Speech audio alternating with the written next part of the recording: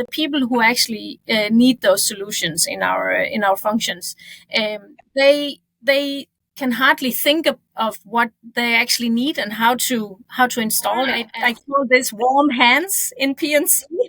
And I'm really eager to get to that point where we can start talking about how can we get more warm hands in PNC or in HR, and that's the mission I'm on here.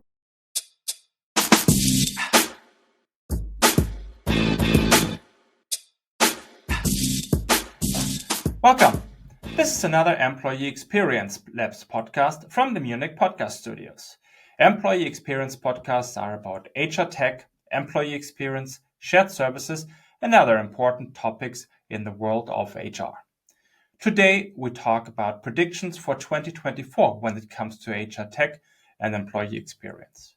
I have asked leading HR, tech, and experience experts about their view of what will be important and what to watch out for in 2024. In each episode, you will learn what one of them has to share. We have recorded these predictions episodes at the end of 23 and will release them throughout January. Today, I'm thrilled to talk to Sofie, Senior Vice President People and Culture at Vestas. Sofie has vast experience within and outside HR, as well as has modernized Vestas shared services and HR tech capabilities over the recent years. Of course, today we'll talk about predictions and her view of what will be important in the world of HR in 2024. I hope you enjoy the episode. Hi, Sofie. Great to see you again. It has been a while since we talked in a setting like this. How have you been?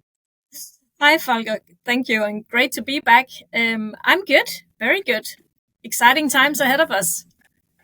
Indeed it is. We are towards the end of the year while we are recording this. And for our watchers out there, you will see this probably early in January on our channel. But it's great to talk to you. And the topic for today is, how could it be? Predictions. Predictions 2024 in our HR world. And so let's jump right into it. When you think about 2024, when you think about our world of HR, of employee experience and HR technology, what do you think? What will be the major influence and topics that you see? Well, of course, everybody is talking a lot about the new possibilities with the AI, generative AI possibilities, and it is going to be a major topic. And what I foresee is that we will probably start understanding a little bit more what does this actually mean to us in HR.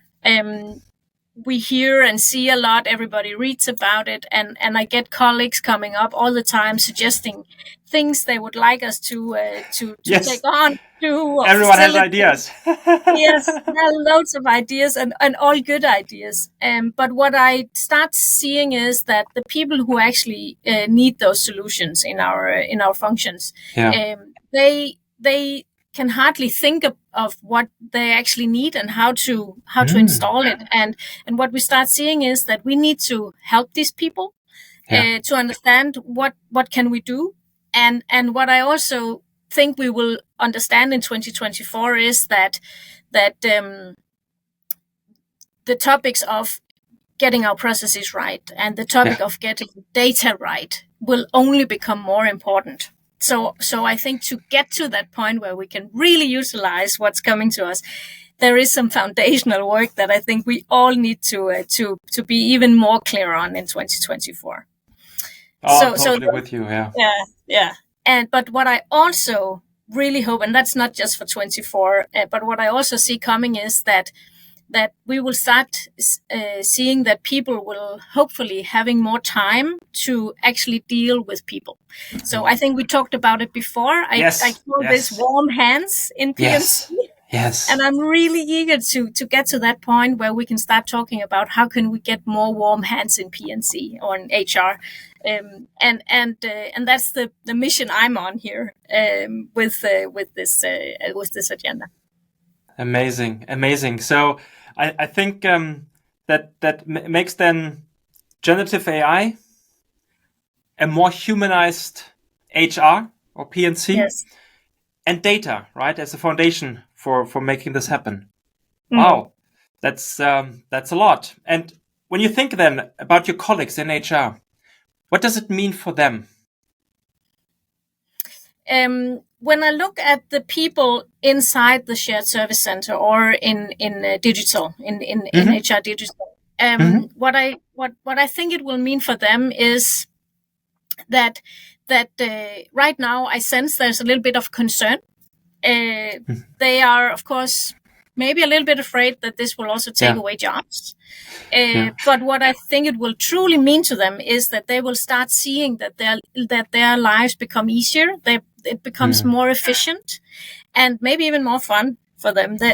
I think we will see that some tasks that are today maybe very routine tasks or tasks that are not preferred for HR people will be moved into an automation or can be solved by a bot or solutions coming. And I think that to them it will mean that they will have a task in HR that is more interesting. It will also mean that they maybe have to reskill a little bit. I see that we also need to install more digital competencies. But I do think that the people we have are actually able to, because they're not all going to be tech people, right? But it's more about how do we utilize these solutions the best way, and how do we ask for the right things? How do we ask for the right solutions? So within the shared service center and HR digital, that's what I see. If I look outside, so for this. The people in HR outside our organization we serve, I think they will see that there's much easier self-service, much more intuitive solutions. I think they will get support by having things easily prompted to them or served in a much more easy to access way. And some of the things we've been dreaming about now for a couple of years, I think they will come sooner than we think. Perfect. Now, and you already touched a bit, Sofie, on my final question.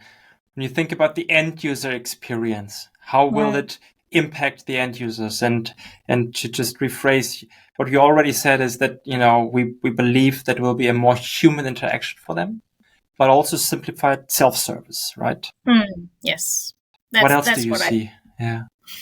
For the end customer, I also see that we will have more information available.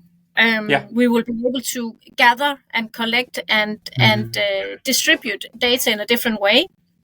I think our analytics team will be, what they can service will be exponential, right? Because they will have opportunities to combine data points and deliver intelligence to the business and suggest solutions that we can only dream of. Maybe not 24 because we still have this, we still have to get the data foundations. Right. The data streams in the business, right? But I do see within a very short time frame that will happen, and we already see it happening, but that will pick up exponential.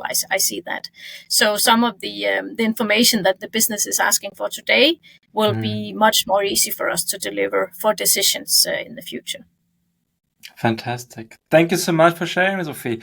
I think in a year from now we will figure out how right you were, if maybe we did even more than what you think, or less, or something different came in the way, right? I mean, a year ago, ChatGPT was just 13 days old. Who would have known that it will take such a speed this year and next year? So thank you so much for your predictions, and looking forward to talking to you soon again. It was a pleasure. Thank you so much for having me, Volker.